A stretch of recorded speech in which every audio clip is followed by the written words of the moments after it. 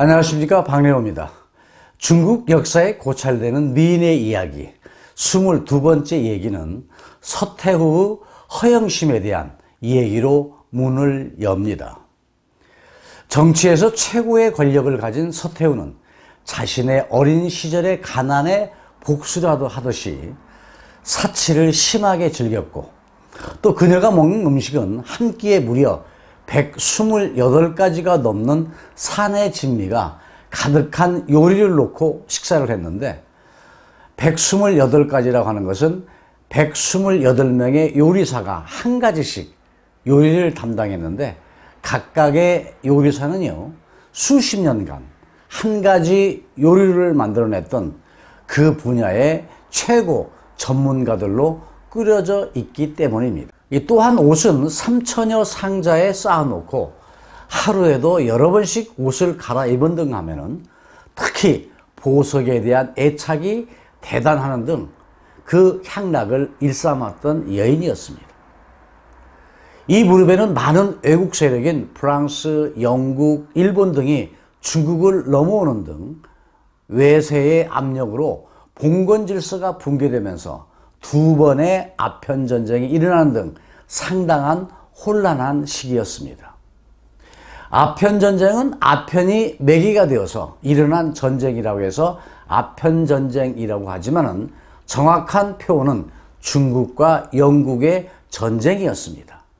이 아편전쟁은 청나라가 내란에 시달리면서 우물안 개구리처럼 지내고 있을 때에 영국이 중국과의 장사에서 주로 모직을 팔았었는데, 이 모직물이 중국에서 잘 팔리지 않다 보니까 여기에 끼워서 팔았던 것이 아편이었더랬습니다. 이때 중국인들은 나라 꼴이 삶의 의욕을 잃게 해주다 보니까 금세 아편을 가까이 하게 되었고, 그러다 보니까 머리가 혼미해지는 것도 모른 채 아편만 맞으면 기분이 좋아지는 것 같다 보니까 이 아편이 중국에서 급속도로 확장되어 갔던 것이었습니다. 그러다 보니까 황궁에서는 아편으로 가산이 탕진이 되고, 또 백성이 다 죽어가게 되겠구나 하고 급기야 아편 수입을 금한다고 포고령을 내리게 됩니다. 이 포고령 내용에는요, 아편을 하는 자는 재산을 몰수하고 사형에 처한다고 되어 있었더랬습니다. 영국에서는 아주 기분이 나쁜 어떤 조치였다 보니까 중국과 영국이 아주 예민한 관계가 되어버린 것인데, 그런 가운데 아편의 진출 문제로 영국 함대와 중국 함대가 서로 부딪히면서 양국의 전쟁으로 번지게 되는데, 이때가 1839년, 이것이 바로 1차 아편전쟁이 된 것입니다. 2년간 치열한 전쟁을 했지만 결국 중국이 지고 영국이 승리하게 되죠. 이로 인해서 중국은 영국과 남경 조약을 맺게 되는데, 이 조약의 내용은 영국이 전쟁으로 피해본 모든 군사 비용을 중국이 모두 배상을 하고 홍콩을 100년간 영국에 넘긴다고 하는 문서로 작성되었습니다. 그래서 그동안 홍콩을 영국이 지배하다가 100년이 훨씬 넘긴 1997년 7월 1일에야 영국이 중국의 홍콩을 반환하게 된 것입니다. 이어 또 전쟁이 일어났는데 바로 청일전쟁이었습니다. 이 청일전쟁이라고 하는 것은 우리나라 조선의 지배권을 서로 갖겠다고 다투게 되는데, 중국과 일본의 전쟁으로 1894년 7월에 일어난 전쟁입니다.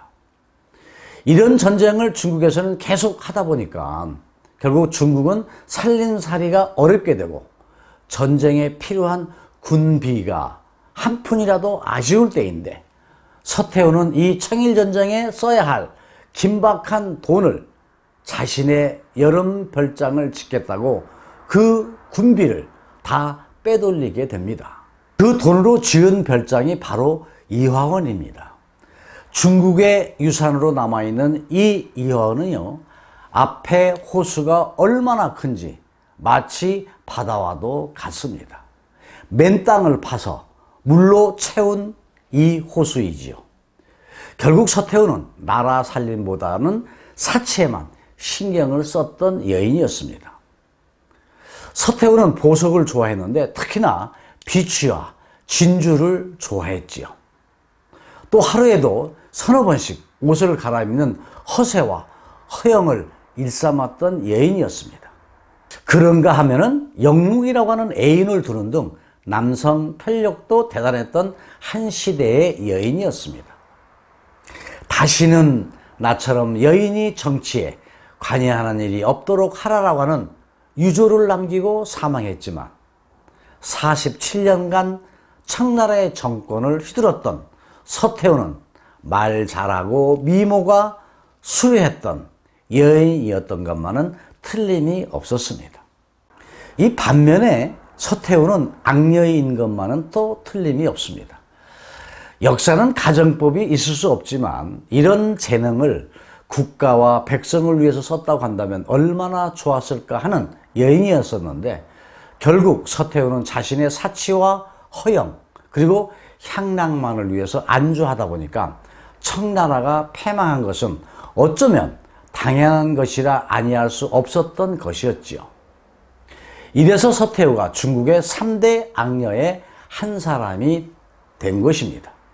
중국 역사에 고찰되는 미인의 이야기, 오늘 편은요 서태후의 허영심에 대한 이야기였습니다. 다음 23번째에서는 중화민국 탄생의 이 얘기로 여러분하고 만나 뵙기로 하겠습니다. 시청자 여러분, 23번째 강좌에서 다시 만나 뵙기로 하겠습니다. 여러분 건강하십시오. 다음 편에서 뵙겠습니다. 감사합니다.